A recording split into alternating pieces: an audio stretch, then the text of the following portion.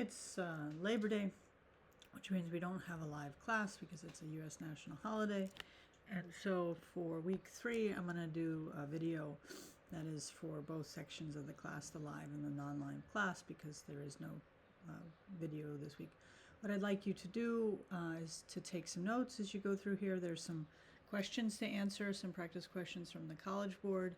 And at the end of the video, you'll just upload the notes you took, kind of the terms you learned, some thoughts you may have had, and your answers to the College Board questions. So what do we need to accomplish in week 3? We're really talking about why we have the scientific method and why it's so important. I really hope you've seen the scientific method in your other science classes. And as we work through the year, we'll see how it has to apply to psychology a little bit differently than it does to, say, biology or chemistry. Can you guess why?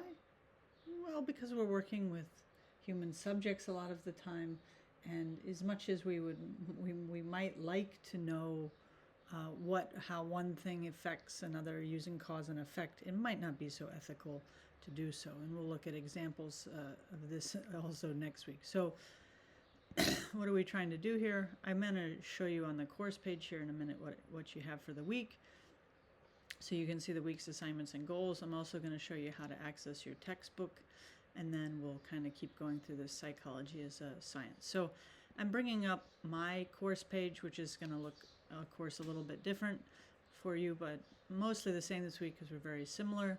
You're going to watch this video. You're going to have one concept map on all research methods, so there's a lesson on that. There's one concept map that's going to focus on descriptive research methods.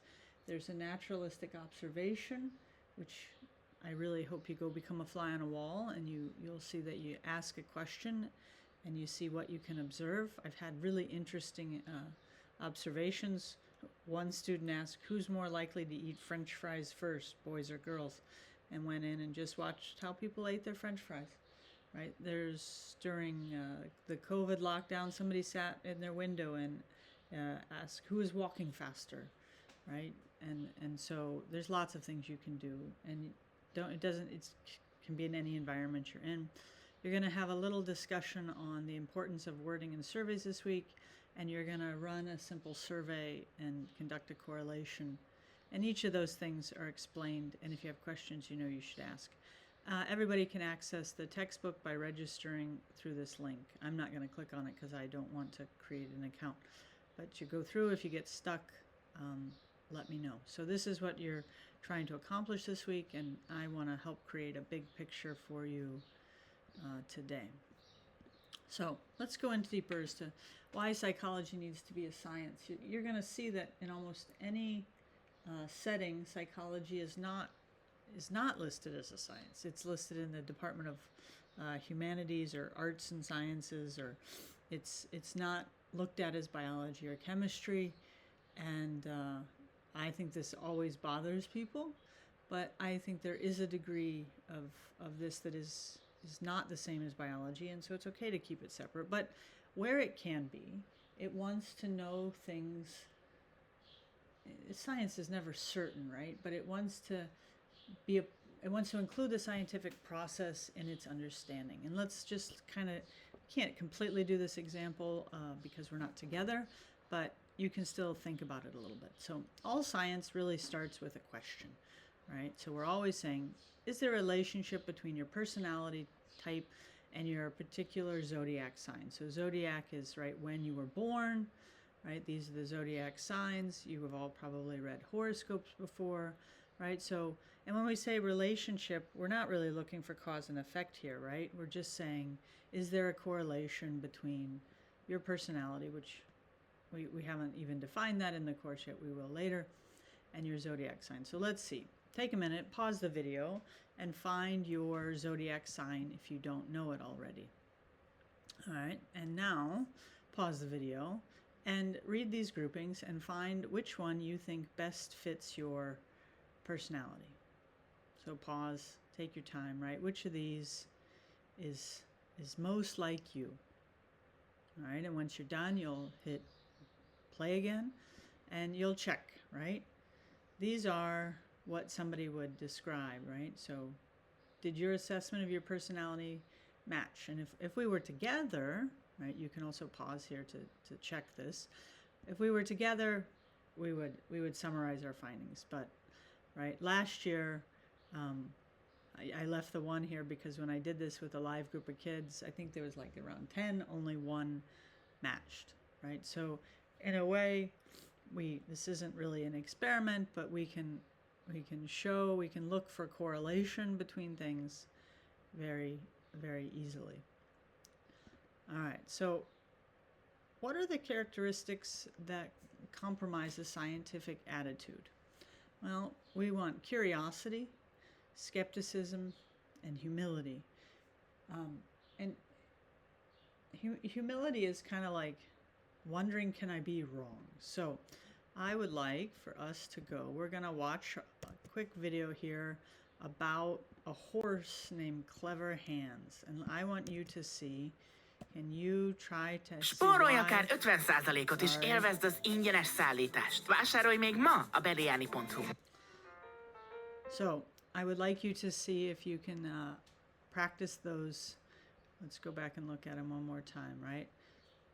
Curiosity, that one's easy, right? Like, I think you'll be curious as to how this horse did this. Skepticism, right? Skepticism is how's that really happening, right? And humility is, could I possibly have been wrong with my initial ideas? So let's watch about Clever Hands. At the beginning of the 20th century, a horse in Germany rose to fame as he knew how to count, add, multiply, and divide. This created a stir throughout Europe, and people could not believe how impressive it was. At Animal Wise, we show you the secret of Clever Hands, the mathematical horse.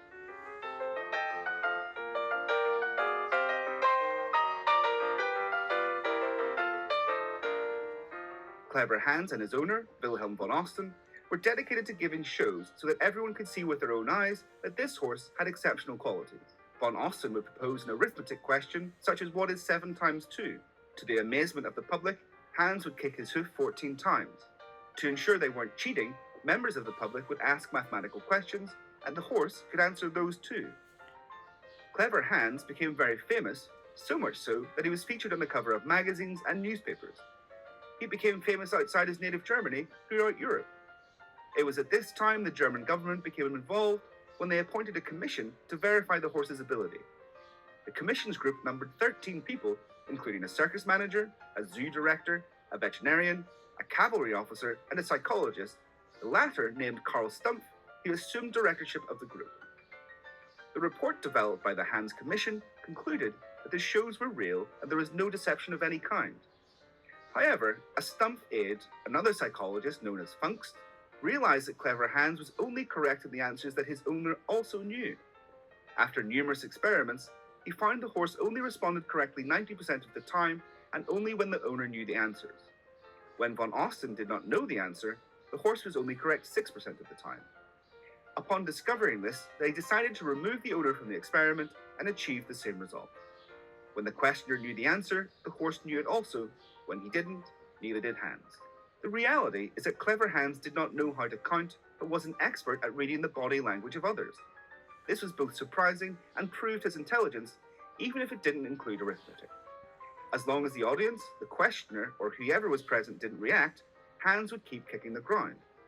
However, when the correct number approached, the audience's excitement increased and Hans would stop when the tension reached fever pitch. In experimental psychology, this is known as the Pygmalion effect, also as the Clever Hans effect, named after this clever horse. The Clever Hans effect refers to the influence that a researcher's expectations will have on the result of their experiments. This is because subjects often respond in the direction expected of them. Although it turned out that Clever Hans did not know how to solve mathematical equations, he was an incredibly intelligent horse. How incredible does he seem to you? So it's pretty interesting, right? The horse could read people well enough to know when to stop counting, right? And this idea that we have to be really careful in our experiments to make sure that our expectations don't lead to the outcomes that we want, right? So it's very interesting, right? That somebody needed to remain incredibly curious, right? They had to be skeptical that the horse, wait, I don't really think a horse can do this, right? And humility to say I was wrong, right? Because one group of people all said he could do it, but it required somebody to remain curious of how it was being done when they knew it wasn't possible. So very interesting case in my opinion. Right, and so we can define critical thinking, right? I forget the name of the person who was, right, saying, wait a second, right? Is that you just don't automatically accept the arguments and the conclusions, that you stop and you think, wait a second, right? So we need to examine the assumptions, both ours and others. We need to look for kind of hidden biases or things that are playing behind, right? This reading body language was hidden. We need to evaluate the evidence and its source, but this one really, there was a bunch of people who were pretty well educated who all believed it too. And then we need to assess the conclusions logically, right? When somebody just says, wait, we really don't think a horse can count. We haven't seen it in any other way, so that we keep looking for the hidden reason. So here are a couple practice AP questions along these ideas. So go ahead and pause, right? Read the questions and put in your answers. So there's 2 here that go with this one, and I'm going to let you pause the video. I'm not going to wait here. And then when you're ready, hit play, and here's 2 more questions. So you can read the questions and answers. So pause until you have answers, and then hit play again when you're ready. And you can check your answers. And if you don't understand why you got something right or wrong, make sure you ask me. You can, when you turn it in, you can just ask a question about anything. All right, so as we keep going, what are some of our understanding of human behavior? So how we read others, like we often talk about this common sense and intuition, right? Well, what does that really mean? Well, it means that we've observed things our whole life, right? Depending on how old you are, that's more or less, right? We've seen some repetition of those things, so that makes us think that what we observed is valid, right? But the hard thing is that maybe we're picking up on certain repetitions and missing others. It's very hard to know for certain, right? Like this idea, going out into the cold will make you sick. This is very big here in Hungary. My children are always looked at as, my children will run around barefoot even when it's cold. They often don't have hats on their heads. I don't make them. They choose when they're cold, they put more clothes on. And I don't make them do things because it's never cold enough here to like get hurt. If like they could hurt themselves and frostbite or something, I might be, but they can't really get hurt. So I let them judge their body temperature, and everybody tells them they're going to get sick. And now they're starting to say when they've gotten sick, oh, it's because I didn't wear a jacket, Mommy. And we'll talk about how, well, no, it's not necessarily the cold. You still needed that virus or that bacteria. Sometimes there is an interesting study of sticking your feet in cold water will lower your immune system, but we're never really that cold that long here. But people have, you get cold and you get sick, and often they're happening at the same time with each other, but it doesn't mean that one thing causes the others. And so, this is what we call perceiving order in random events, right? 2 things happen next to each other in time, and so we say, oh, I've observed it, it's repeating, right? But they could very well be random.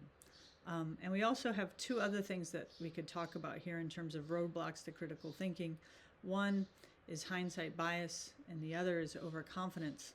I think a lot of you know hindsight bias. Is that what I have? Yeah. Hindsight bias is that I knew it all along. I should have known it, right? So this is, so many students feel like when they learn about something, they're like, yeah, I know that, right? It's common sense, right? So it's, we just know it, and sometimes it makes students not study psychology as much as they would say biology, right? Because they feel like, oh, I should have known this. So my advice is make sure you work on remembering terms, because you won't remember them as easily as you think you will. But you can see this all around you if you look. That people think they knew it, but they didn't really know it when the time was happening. And overconfidence, you know, if we took all, and this is very interesting. So the psychologist Tetlock, he collected expert predictions about world events, and he found that predictions were only true about 40% of the time, even though those experts thought they were 80% accurate.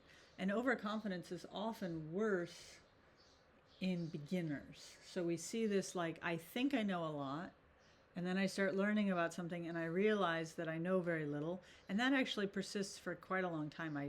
There's so much to learn, and even at the very end when somebody says I've learned a lot, they'll never reach the peak of what they thought they knew when they were a beginner, right? So I can tell you, like, when I finished my master's degree and I became a school psychologist, I really thought that I could get any child in school to behave in any way that I wanted them to behave through the right behavioristic interventions. And then I didn't consider that individual child at all, their personality or who they were. You just needed to have the right set of reinforcements and punishments and the right schedule and get people around the child to do it correctly, and you could get the behavior that you wanted. And then I became a parent. I had my first child. I thought I could use all of these things to get her to do the things I wanted, and it didn't work. And then I thought I was a terrible mother for a time. And then I had my second child, who was very easy and who did all the things I wanted him to do, but not necessarily because of me, because that's just who he was. He was just easier, right? His temperament was more laid back, right? So I thought I knew a lot, and it was only through experience, right? And so often our overconfidence can be subjugated by life experience. All right, and then the last one of impeding critical thinking is perceiving order. Random acts don't often look random. So we tend to see, so this is the number of heads, right? The probability of getting it, as we could see. So this person's flipping heads, and right here we see a peak at 50, but there's going to sometimes be even less. So if we flip heads, you know, there is a small percentage, this graph doesn't show it so well, like I'll give you these streaks. So having a boy or a girl would be like flipping a coin, right? You should have a 50% chance. How many of you know a family who has all girls or all boys and a whole bunch of them? I know a family with 6 boys, right? And always thinking, oh, I'm going to have a girl, right? The next one's going to be a girl, right? And that's a streak, right? This is why in casinos, some people go in and make money, but that house always wins, right? Because we think we're lucky, or we think something's going on, but really it's just that sometimes stuff happens, but it doesn't mean that that one thing caused another. It could just be chance alone. All right, so again, we have some questions here. So practice with these terms. So go ahead and pause the video, read the question, write down your answer, and then start again. And there's 2 more. Pause the video, read the question, give an answer, and when you're done, hit play again. And now you can check your answers, and on your paper, if you have any questions about these, write them down. I'll see it when you turn in the assignment. All right, we're almost finished today. We got 2 more slides. All right, so just as kind of a review, the scientific method is what's going to employ kind of the self-correcting procedures to evaluate these ideas, right? And we want to be able to draw conclusions about our findings, and we want to be able to adjust them as we need to. And we need these what's called peer reviewers, which these are people who look at your work. If you were to try to submit your work to, say, an article, to a publication, and to make sure that it's the theory is sound, that you wrote it, and that it's accurate. And so let's look at what are you going to look at this week in terms of the scientific method. You're going to see this diagram, all right, and you're going to actually work on the first Concept map actually uses this because I really want you to look at why you use each of these methods: observation, survey, case study, correlation, and experiment. Okay, why these are used. Oh, why these terms. And make sure that you know these terms this week. I'm going to quickly run through this, but you're going to see it this week a lot. So we have to be curious. We have to start with questions. This is where we start, right? We start. Oops, that's not what I wanted to do. I want to shape. All right, we start here. It's not letting me draw. Okay, we start here. We're gonna first start with a group called descriptive research, right? We're gonna describe what we see. We can do this through an observation. We can do this through collecting data with a survey. We can do this with a case study. You're gonna see each of these. So this descriptive data lets us kind of watch what's going on in different ways, or gather some data through a survey, and we're going to come up with a hypothesis. Hypothesis must be testable, and it must be predicting something, right, to be a hypothesis. It also, it needs to be falsifiable, right? It needs to be that it could be true or it could be false. And let's keep going here. We want to create testable, and to do that we need to operationally define things, which means how are we measuring it? This is so important in psychology, because if I say I'm measuring happiness, well, how, right? I need to clearly say what happiness is and how it's going to be measured. All right, and then once we have those things, we're going to do more research. Sometimes our research is only going to be correlational, which means we're only going to be looking for a relationship. Is one thing, you know, does a relationship between eating Snickers and gaining weight, right? I might just be seeing if it happens, right? I'm not saying eating Snickers causes weight gain. I'm just seeing, does it happen? Selling ice cream and violence. Amazing connection between the more ice creams you sell, the more violence you measure in a society. But it's probably just because the people are close to each other, right? So we can look for a relationship, but it doesn't mean we're looking for causation. If we want to see, does eating Snickers cause you to gain weight, then we must do an experiment. And you're going to learn this week what exactly must be an experiment. If these things support a hypothesis, we start to work on creating a theory to make predictions in the world. We need it to be replicated. These are here twice. These don't, see this? It doesn't even need to be here. And it'll fit nicer, right? So it needs to be replicable, meaning that we're going to do it more than once, and we're going to see, does it keep making predictions? And often it doesn't support, and we continue this cycle over and over again. So this week, you're going to look at observations, surveys, case studies, correlations, and experiments.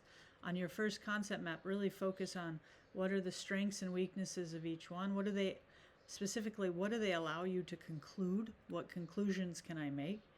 And then we'll come together next week, and we'll see how do we analyze the data that we collect. So that's where statistics are going to fit in. So I hope this was helpful for you. Please submit your notes. Please submit your answers from the College Board questions. And if you have any questions about what's here, please make sure you let me know. Thank you for your attention.